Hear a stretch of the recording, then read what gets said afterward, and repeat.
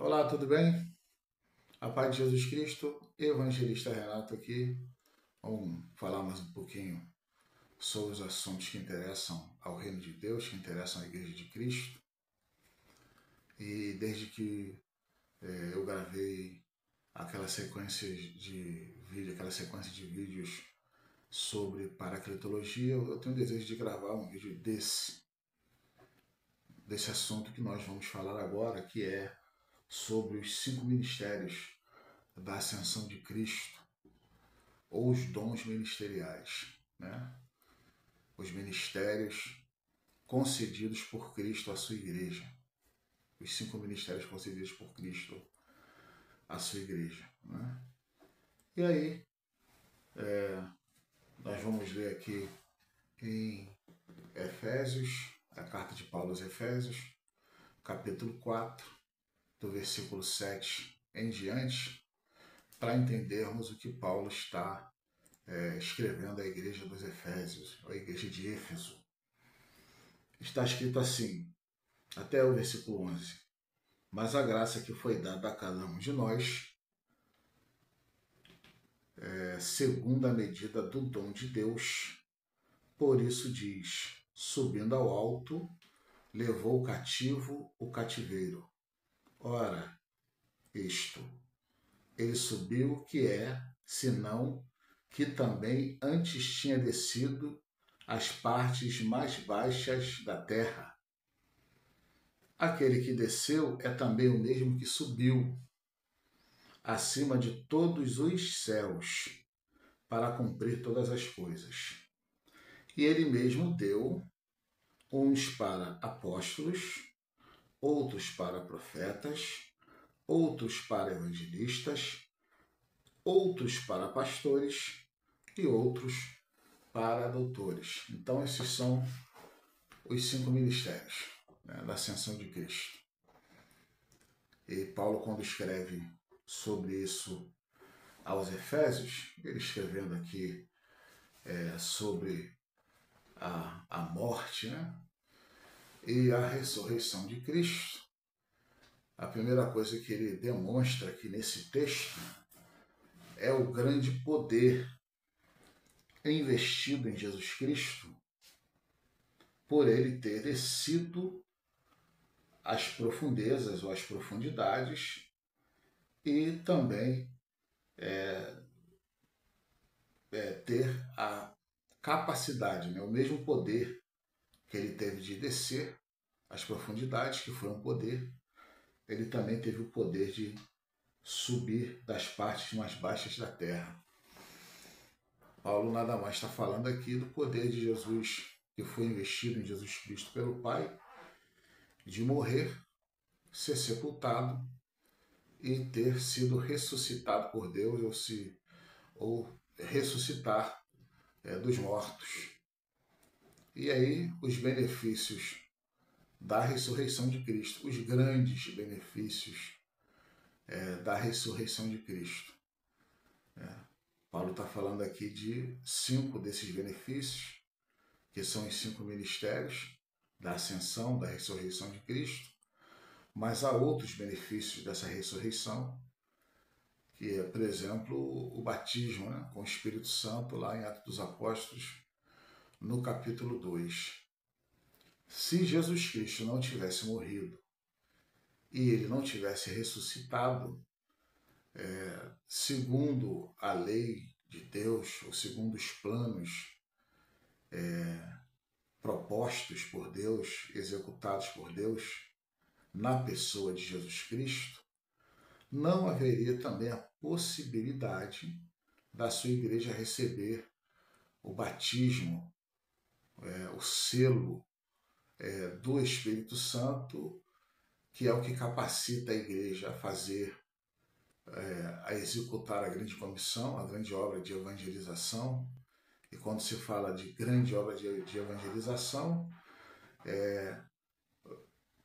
se fala também de tudo que está incluído nesse pacote, né?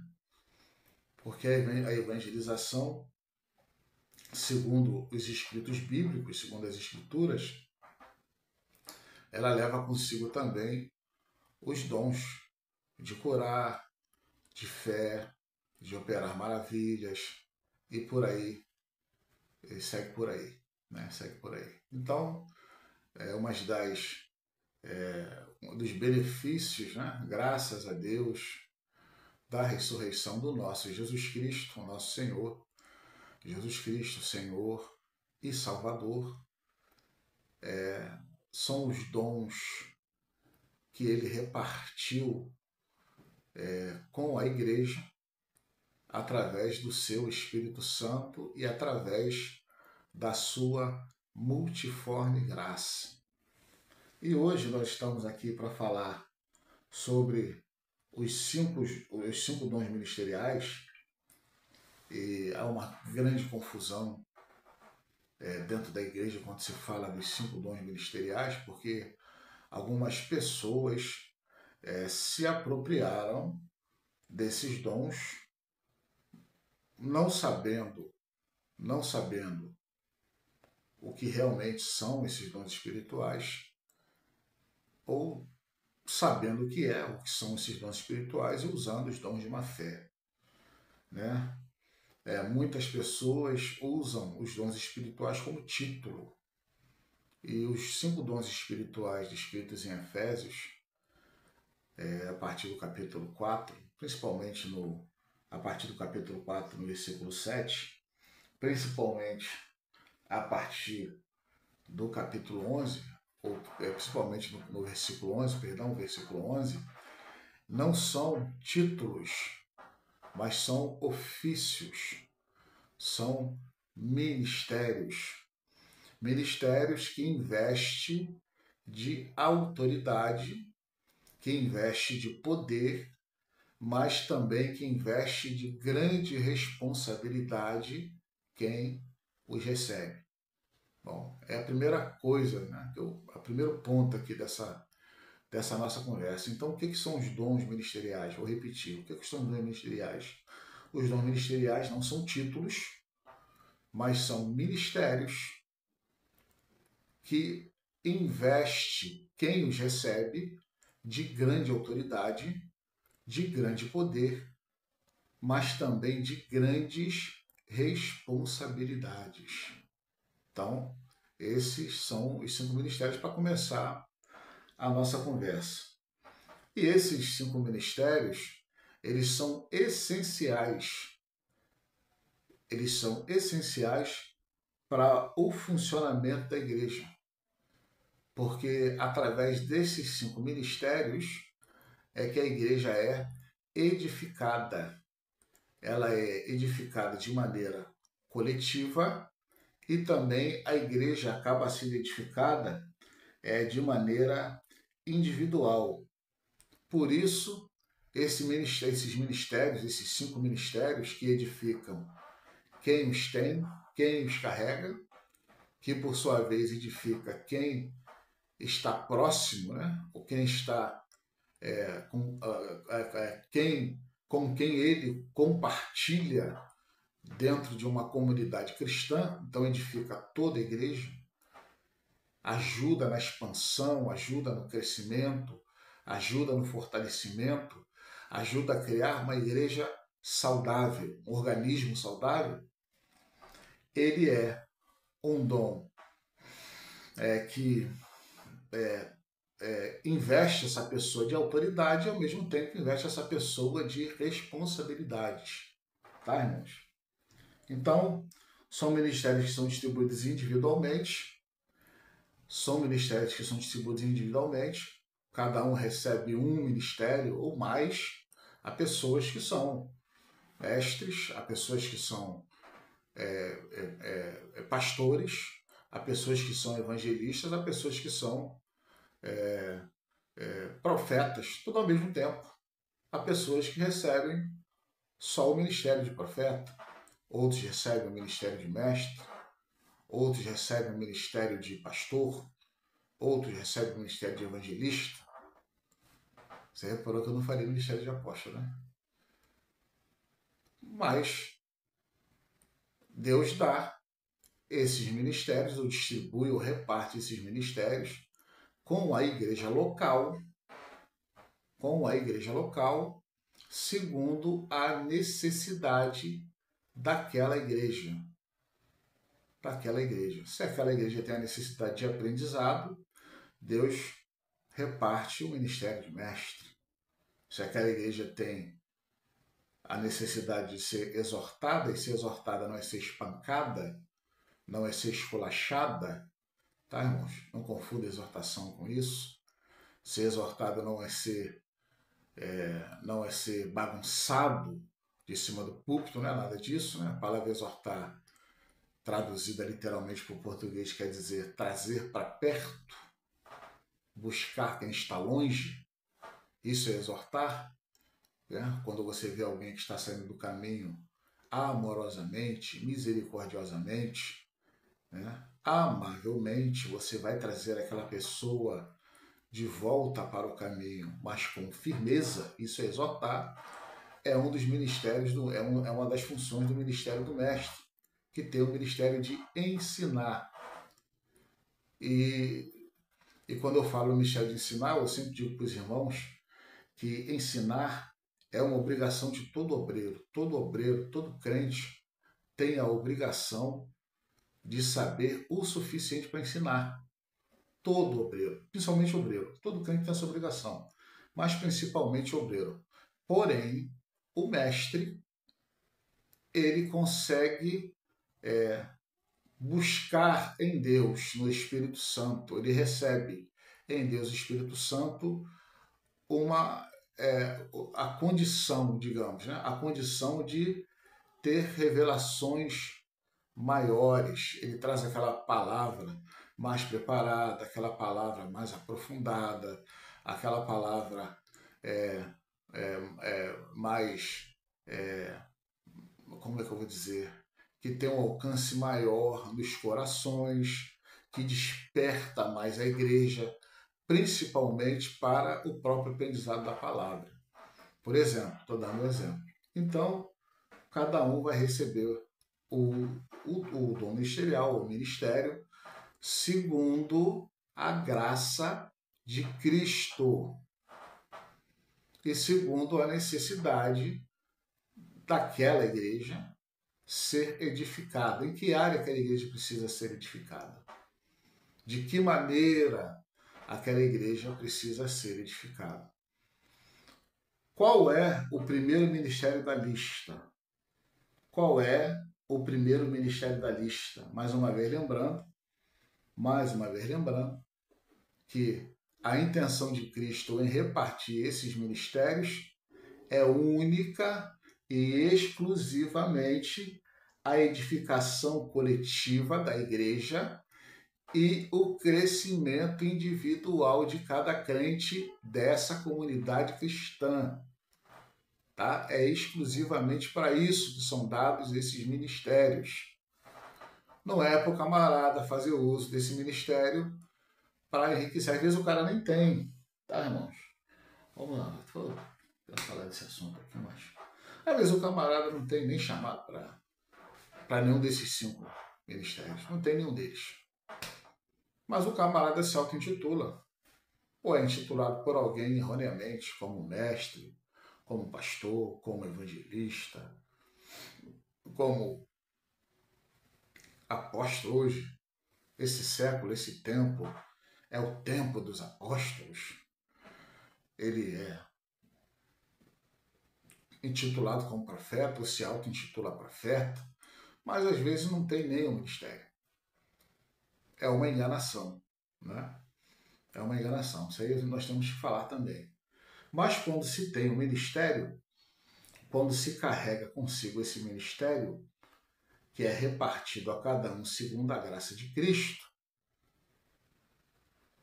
esse ministério tem que ser usado única e exclusivamente para a edificação coletiva do corpo de Cristo, da igreja, seja a igreja local, seja um grupo de irmãos, e também para promover o crescimento individual de cada crente. Cada crente vai crescer também na proporção da medida da fé, na medida da sua fé e na medida da graça de Cristo. Bom, o primeiro ministério da lista é o ministério apostólico, o ministério de apóstolos. E a pergunta, talvez uma das perguntas mais feitas quando se vai falar desses 5 ministérios é: ainda existe ministério apostólico? Fica comigo que você vai saber. E eu não vou dizer existe ou não. Você vai chegar à sua própria conclusão. Ainda existe o ministério apostólico? Ainda existem apóstolos sobre a terra? Ainda existem apóstolos na Igreja de Cristo dos dias de hoje? Fica aí que você vai saber. Acompanhe aí que você vai saber. Então, primeira coisa que nós temos que entender, o que é um apóstolo? O que significa a palavra apóstolo? O significado da palavra apóstolo é um significado bem simples. Apóstolo significa enviado. O que é um apóstolo? O apóstolo é aquela pessoa que foi enviada por Deus através da sua igreja. Prova disso está lá em Atos dos Apóstolos, capítulo 13, versículo 1, onde está escrito que depois da igreja ter orado e ter buscado a Deus, o Espírito Santo manda separar Barnabé e Paulo para fazer uma grande obra. E eles foram enviados para a primeira viagem missionária da igreja, de Atos dos Apóstolos. A primeira viagem missionária que eu digo oficial da igreja. Porque se você lembrar, no capítulo 8 de Atos dos Apóstolos, Filipe já pregava em Samaria. Filipe já pregava e já ensinava na faixa de Gaza o eunuco que vinha, o eunuco de Cândace, que vinha da Etiópia.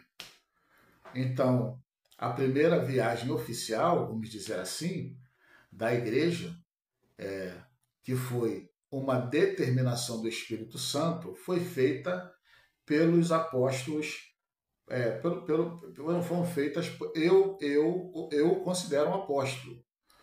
Daí é uma questão de você discordar ou concordar. Para mim, na minha opinião, Barnabé é um dos personagens mais importantes de Atos dos Apóstolos, desse livro. Eu, particularmente, o considero um apóstolo. Eu, particularmente, o considero um apóstolo. Tá? Pela postura e pelos sinais e pela sua dedicação à obra, né? E pela influência que Barnabé exerceu na vida e no ministério do apóstolo Paulo. Então, no capítulo 3, a partir do versículo 1 de Atos dos Apóstolos, você vê sendo enviado para a primeira obra, para o primeiro trabalho, para a primeira viagem missionária, como você preferir, Barnabé. Não foi Paulo e Barnabé, foi Barnabé e Paulo. Barnabé foi o líder daquela primeira viagem missionária. Então, o que é um apóstolo? Um apóstolo é alguém que foi enviado pela igreja, sob as ordens, sob a direção do Espírito Santo, sob a direção do Espírito Santo. Essa palavra se deriva do grego, ou do verbo grego, apostelein, que significa enviar para fora. Então, o que é um apóstolo? O apóstolo é alguém que foi enviado para fora. Mas é só isso? Não. O apóstolo é, dentro das suas características, dentro das características do apóstolo, ele é enviado e a obra que o apóstolo faz, ela é muito frutífera. Ela dá muito frutos. E o apóstolo carrega consigo uma perseverança que faz com que ele trabalhe em prol dessa obra, faz com que ele faça essa obra em favor do reino, independente se as circunstâncias se as circunstâncias vai ou favorecer ou não. Exemplo disso é Paulo chegando em Corinto, fazendo aquela obra lá em Corinto, já na segunda viagem missionária. Essa ele já foi com Silas, né? Foi com Silas. E ele chega lá em Corinto e sem dinheiro, né? Silas vai buscar o auxílio da igreja e Paulo sem dinheiro, Paulo sem condições financeiras, permanece em Corinto, trabalhando ali para Priscila e Áquila, na construção e no conserto de tendas, e continua fazendo a obra de mesmo jeito, independente se ele estava sendo assalariado pela igreja, independente se ele tinha que trabalhar ou não trabalhar para se sustentar, sendo perseguido, sofrendo emboscadas. Né? Você vê isso lá em Atos dos Apóstolos, você pode ler até a partir do capítulo 18, né? Paulo fazendo essa grande obra e essa obra dando frutos. Então, o apóstolo ele tem como característica ser um plantador de igrejas. Ele é um plantador de igrejas. Ele vai plantar igrejas independente das circunstâncias. Ele foi enviado para fazer a obra, ele não vai tentar fazer. Ele vai fazer. Essa é a grande diferença do apóstolo. O apóstolo é uma das grandes características do apóstolo. O apóstolo não tenta fazer, ele faz. Independente das circunstâncias. Se tem dinheiro ou se não tem dinheiro, se está sendo perseguido ou se não está sendo perseguido, ele vai fazer a obra. E ele é uma das características do apóstolo, ele ser um grande plantador de igrejas. Ele vai plantar a igreja. E uma outra característica do apóstolo, essa é uma característica que tem que servir para o nosso século, para os nossos dias. Apesar do apóstolo plantar muitas igrejas, como Paulo fez, como Pedro, que também plantou igrejas, como Barnabé, na sua viagem com João Marcos, na sua segunda viagem missionária, também plantou igreja, Silas junto com Paulo, Timóteo e Silas de novo auxiliando Paulo, né? Ele vai plantar igrejas, porém ele não vai se apossar da igreja, não vai se fazer dono da igreja. Tanto que quando Paulo sai de Corinto, quem começa a pregar lá em Corinto é Apolo. E quando alguém fala para Paulo, né, alguém escreve para Paulo lá na primeira epístola aos Coríntios, no capítulo 3, né, e ele diz bem quem foi que escreveu para ele, né? Ele escreve para a igreja e diz que alguém escreveu para ele, e o povo lá em Corinto está dizendo que é de Pedro, de Cefas, outros diziam que era de Apolo, outros diziam que era de Paulo, né? E Paulo não se preocupava com isso, até porque o crente não pertence a nenhuma criatura humana. Nós somos... eu sei que alguém falou que é de Cristo, e essa palavra, e alguém falou também que era de Cristo, mas essa palavra foi de uma pretensão de humildade que não havia, mas falando com um coração verdadeiro, nós somos de Cristo, nós somos a igreja de Cristo, não pertencemos a homens nenhum. Paulo responde sabiamente que cada um tem a sua função dentro da igreja. Um planta, um rega, mas Deus dá o crescimento. Não havia problema nenhum. Eu plantei a igreja, saí, alguém chegou depois de mim, continua a obra de maneira excelente, de maneira correta, pregando a doutrina de Cristo. Não há problema nenhum. Não somos donos da igreja. A igreja é de Cristo. E Paulo tinha esse pensamento. Então, né, uma das lindas características de um apóstolo bíblico é que ele planta muitas igrejas, mas mesmo plantando muitas igrejas, ele não se apossa dessas igrejas. Ele não se faz dono dessas igrejas. Se há alguém que diz que é apóstolo, que planta a igreja, às vezes nem planta, né? Mas que planta a igreja, e que se faz dono dela, ele não é apóstolo. Apóstolo é só título. Mas até o Palmeiras diz que é campeão mundial. Então qualquer um pode dizer que é apóstolo, não tem problema nenhum. O Palmeiras diz que tem mundial. Até eu posso dizer que sou apóstolo. Não há problema nenhum em dizer. Para mim, uma pessoa hoje dizer que é apóstolo, que é mestre, que é profeta, que é evangelista, não faz diferença nenhuma. Se ela for, glória a Deus, bendito seja o nome de Jesus, porque o reino de Deus vai ser edificado. Mas se ela não for, o tempo vai mostrar, não é? Então, uma das grandes características dos apóstolos: plantavam igrejas, e muitas igrejas. Muitas igrejas, muitas igrejas, muitas igrejas. Igreja na Ásia, igreja na África, igreja na Europa, muitas igrejas. Mas não se apossaram de nenhuma delas. Grandes plantadores de igrejas. Grandes plantadores de igrejas. Mas nunca se apossaram das igrejas que plantaram. Não se sentiam donos. Não ficavam com ciúmes. Com ciúmes quando aparecia alguém que o povo parecia gostar mais.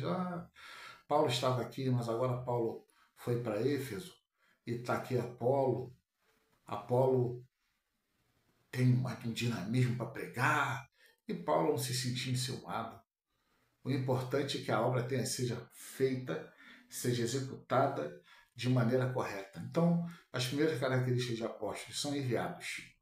Enviados pela igreja por ordem de Cristo ou do Espírito Santo. A segunda característica dos apóstolos: os apóstolos são plantadores de igreja. São construtores.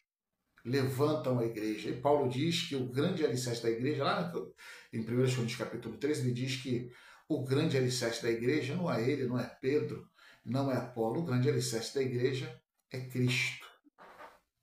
A fundação da igreja é Cristo.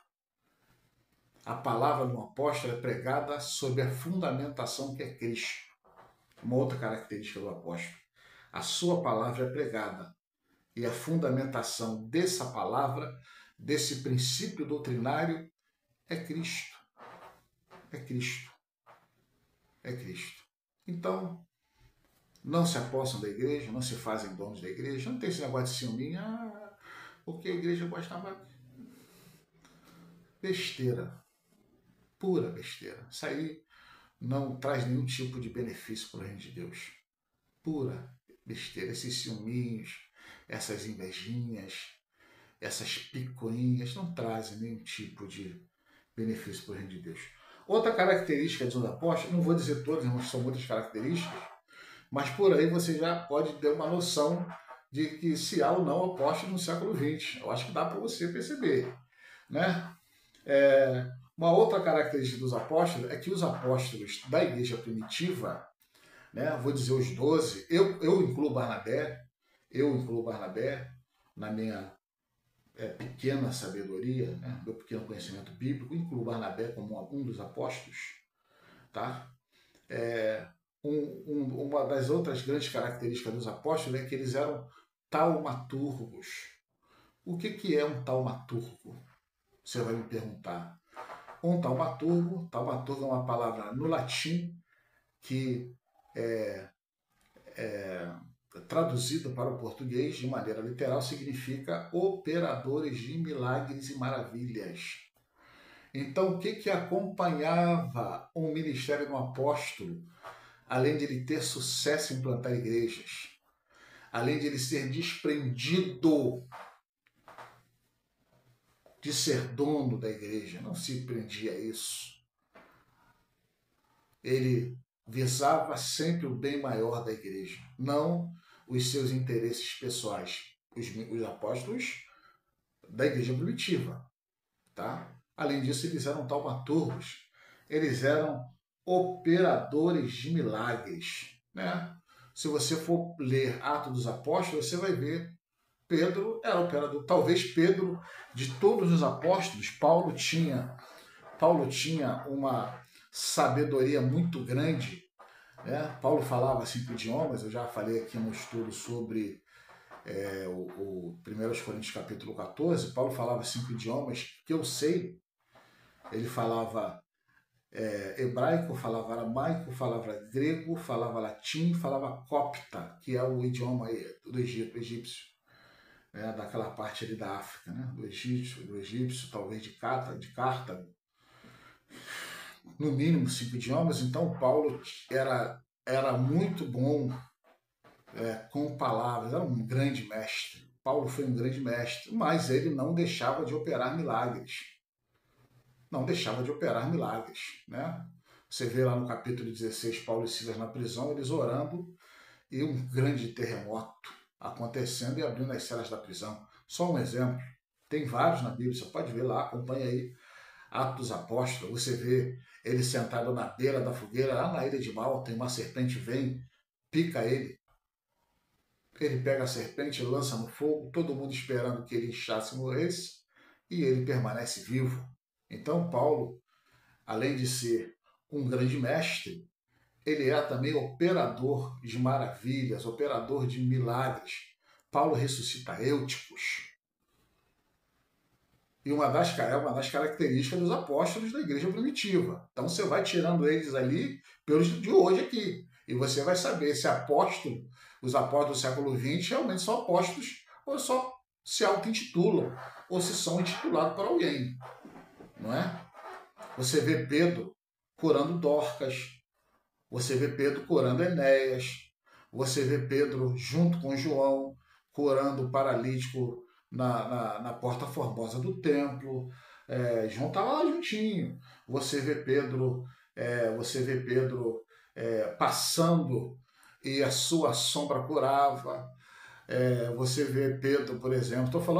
Se eu for falar de João, então, é porque esses se destacam mais em Atos dos Apóstolos, né? Que se fala mais deles em Atos dos Apóstolos. Você vê que todos os apóstolos carregavam consigo os dons de operar maravilhas, dom de fé e dom de curar. Eu acredito até que eles tinham todos os dons. Porque lá no capítulo 5 de Atos dos Apóstolos, quando Ananias e Safira tentam enganar Pedro, né, sobre aquela oferta daquela propriedade vendida, e não é sobre dinheiro, é sobre mentira, aquela história, né? Pedro tem um discernimento espiritual da mentira de Ananias e depois de Safira. E eles acabam encontrando a morte, que também foi um ato miraculoso, tá, irmãos? Mesmo sendo morte. Então, os apóstolos da primeira igreja, da igreja primitiva, eram apóstolos operadores de milagres e maravilhas. Então você vai vendo aí. Eu não estou falando de milagre fake, não. Tá, irmão? Estou falando de milagre fake, não. Milagre bananada, não. Estou falando dos milagres que aqueles homens operavam ainda naquele tempo. Então, como taumaturgos, eles operavam milagres. Né? Dia de Pentecoste, onde os judeus, né? Você tem que entender que no dia de Pentecoste, deixa eu explicar isso para você. No dia de Pentecoste só havia judeus reunidos naquele cenáculo, 120 judeus, tá? Não havia gentio, pessoas que não eram judias naquele cenáculo. A princípio, a palavra de Deus, o evangelho, a igreja tinha um entendimento que o evangelho era para pregar só para judeus, apesar de Cristo ter dado a ordem que a palavra de Deus tinha que ser espalhada, né, em Jerusalém, Judéia, Samaria e confins da terra. Mas o entendimento deles era que era para ser pregada para judeus. Ali haviam só judeus. E você via judeus falando pelo menos 16 idiomas terrenos, pessoas que mal sabiam escrever. Fora os idiomas sobrenaturais, porque eu sou pentecostal e eu acredito nisso. E a Bíblia me dá base para isso. Maravilhas, sinais e prodígios que eles operavam. A cura do coxo, né? Lá, como já falei, em Atos dos Apóstolos, capítulo 3, versículo 7, por Pedro e João. Pedro descobrindo, né, discernimento de espírito, descobrindo a mentira de Ananias e Safira, e é uma maravilha, e mais a maravilha deles serem condenados à morte, os doentes curados tanto por Paulo como por Pedro, é porque Atos Apóstolos vai falar mais de Paulo e Pedro e um pouquinho de Barnabé, né? Depois Lucas se prende a contar só a história de Paulo, né? Vai falar de Paulo e Pedro, vai falar um pouquinho de Pedro, mais de Paulo do que Pedro, né? Vai falar um pouquinho de Barnabé, vai falar um pouquinho de Estevão, que morre no 7º capítulo, vai falar um pouquinho de Filipe, mas depois Lucas se prende em falar só de Paulo, só de Paulo. Mas você vê aqueles homens operando maravilhas, né? Curando enfermos, tendo discernimento de espírito para descobrir mentiras. Hoje os... irmão, irmão. Hoje os camaradas aí que dizem apóstolos, dizem ser apóstolos, enganam e são enganados. A maioria desses homens, veja bem, a maioria desses homens não tem discernimento espiritual nenhum. Nenhum. Né? Você vê Estevão, né, também, e a partir do versículo 6 ele faz aquele grande discurso para ser assassinado logo em seguida. Filipe, apesar de não ser considerado um apóstolo, era diácono como Estevão, mas carregava consigo o dom de curar, de operar maravilhas, e ganhou muitas almas para Jesus. Pedro curando Enéas, Atos 9:34, Pedro curando Dorcas, Atos 9:40, isso tudo no curto espaço de tempo, Pedro passando e a sua sombra curando, e não era tentativa, não havia, irmãos, os apóstolos, como Jesus, não tentavam operar maravilhas, eles operavam. Os apóstolos, como Jesus, não tentavam curar, eles curavam. Os apóstolos, como Jesus, não ficavam na dúvida, eles tinham fé. E quando eu digo fé, eles tinham fé no porvir. Quando Pedro está no capítulo 12, está na cadeia, ele está dormindo tranquilamente, que para Pedro ficar vivo ou morrer, tanto fazia. O que interessava para ele era vivo ser útil para o reino, morto receber a sua coroa de glória. Para Paulo a mesma coisa. Paulo para ele diz, tanto faz para mim se eu viver ou se eu morrer. Mas se eu viver, por mais tempo serei útil aqui para Cristo. Mas se eu morrer, há uma coroa de glória me esperando. Então, irmão, tanto fazia. Um montão de gente aí que diz que é apóstolo, que é pastor, até que diz que é crente, tem um medo de morrer que se pela. Não confia, se apegou a esse mundo. Eu vou tocar nesse assunto. Vamos lá para os apóstolos. Pedro libertado da prisão, Atos dos Apóstolos, capítulo 12. E vê que ele estava tranquilo. Ele mais é cegado por Paulo, Atos capítulo 13, versículo 11. Olha, tem tudo aqui. Milagres por Paulo e Barnabé, Atos capítulo 4, 14, versículo 3, que queriam até fazer deles deuses, né? E eles não aceitaram. Outra característica de um apóstolo, não aceitavam glórias humanas. Não aceitavam bajulação, irmãos. Você vê um montão de pastor aí que gosta de ser bajulado, gosta de um afaguinho na cabeça, gosta de... Irmãos, nós somos chamados para agradar a Deus. Se alguém nos elogiar, que para mim é muito perigoso, eu prefiro crítica do que elogio, porque a crítica vai me fazer crescer, vai me fazer me aperfeiçoar, e o elogio muitas vezes traz a vaidade no coração do homem. Aqueles homens não aceitavam ser bajulados, ser glorificados por homens. A glória que eles esperavam estava em Deus. Então você vê esses homens aí, grandes. Eu não vou nem dizer que eles são grandes, que eles não são grandes. responsáveis por um grande número de pessoas, né, nas igrejas, pastores de renome, nem precisa ter o título de apóstolo, mas pastores de renomes, apóstolos, entre aspas, que adoram ser bajulados, adoram ser afanados, adoram, desculpe o termo, ser rodeados por puxa-sacos. E aqueles apóstolos não aceitavam isso. Porque tudo que eles faziam não era para a sua glória, para o seu interesse, mas era para a glória de Deus. Então eu tenho aqui várias curas aqui, eu posso citar aqui os versículos.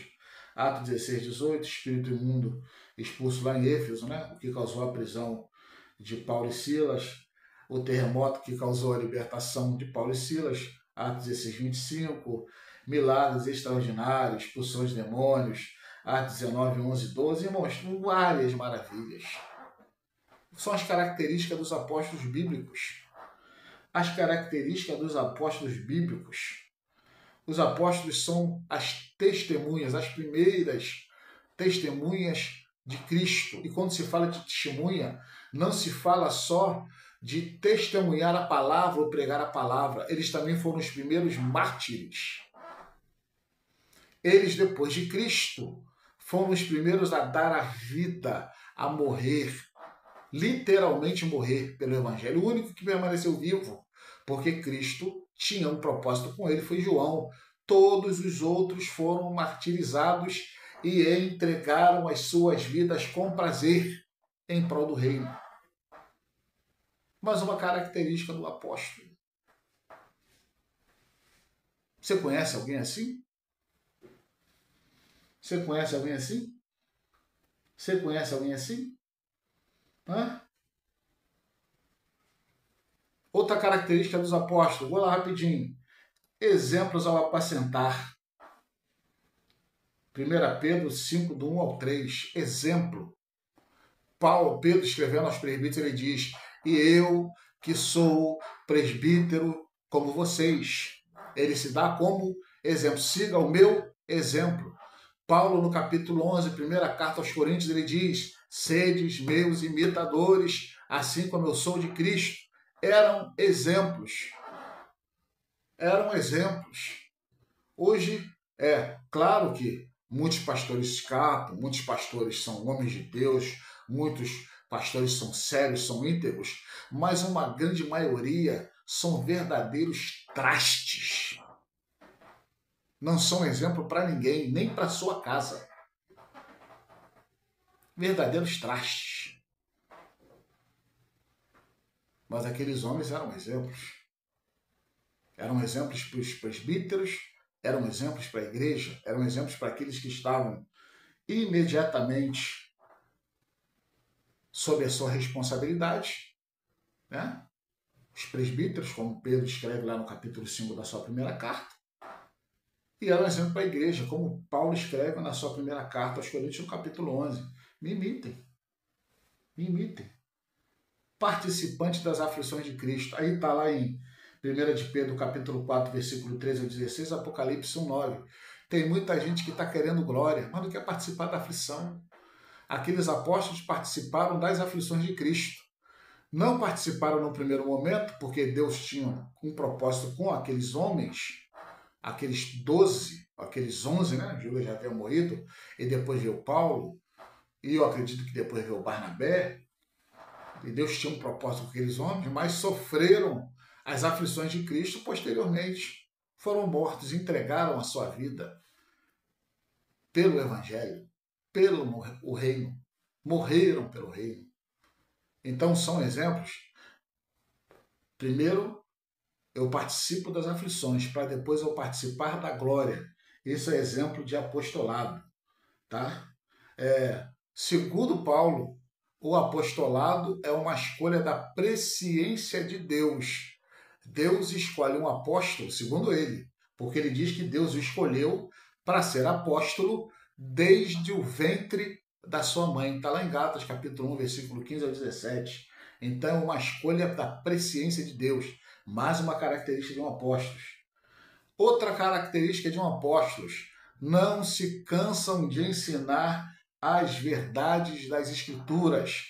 não ficam contando história, não ficam contando caos, não ficam tentando enganar o povo, enrolar o povo para depenar, para arrancar a lã e a gordura das ovelhas, para enrolar. Não, eles pregam constantemente as verdades das Escrituras. A base dos ensinamentos dos apóstolos estão nos ensinamentos das Escrituras, da lei, dos profetas, dos salmos e dos ensinamentos de Cristo.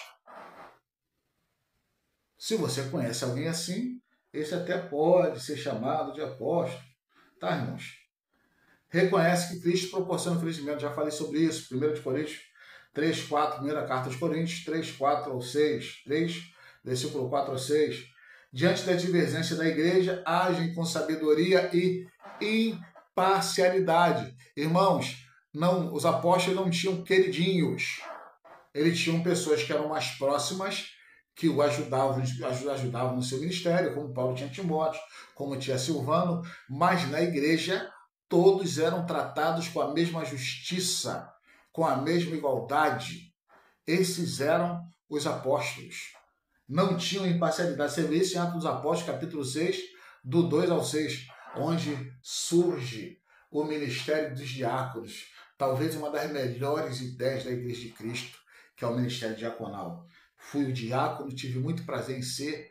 Eu acho que um bom diácono, acredito que um bom diácono faz muita diferença numa igreja. E essa foi uma das grandes ideias da igreja.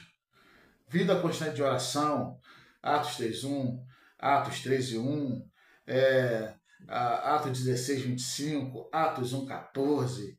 Ih, rapaz, Atos 3, já vida constante de oração, fundamentados na palavra de Cristo. Por isso são chamados os apóstolos. Os primeiros da igreja primitiva são colunas, chamados colunas da igreja. Paulo os chama de colunas da igreja. Gálatas 2:9, Efésios 2:20. Literalmente entregaram suas vidas em prol do reino de Deus. Já falei sobre isso. Irmãos, para terminar aqui, nem os primeiros pais da igreja arrogaram para si o título de apóstolos. O que é arrogar? É você querer tomar na mar. Eu sou apóstolo. Na mar. Sem ter fruto nenhum do ministério. Nada. Nada. Nada. Montão de cão guloso aí, querendo carregar consigo o título de apóstolo. Mas como eu falei, né? Até o Palmeiras diz que tem mundial. Alguém hoje em dia ser chamado de apóstolo não é nada demais. Mas o importante é o que a Bíblia diz, tá? Nem os grandes, né? Policarpo, Clemente, Tertuliano, os primeiros mestres, os primeiros pais da igreja, né? Os primeiros mártires da igreja depois dos apóstolos, Justino e outros mais, arrogaram para si, mesmo sendo dedicados ao reino de Deus, serem apóstolos. Porque eles sabiam quem eram os apóstolos. E olha que, dentro do sofrimento a favor do reino, as pessoas de hoje em dia, os que se dizem apóstolos hoje em dia, não chegam numa unha desses homens, os pais da igreja que vieram depois dos apóstolos. Mas aqueles lá não arrogaram, nunca nem pensaram em ser chamados de apóstolos. Então, irmão, espero que eu tenha trazido um pequeno esclarecimento nessa singela palavra aí, tá bom? Deus te abençoe em nome de Jesus. Muito obrigado pela sua atenção. Se você gostou do vídeo, se foi esclarecedor e edificante para você, curta, se inscreva no meu canal do YouTube e compartilhe esse vídeo. Deus te abençoe em nome de Jesus.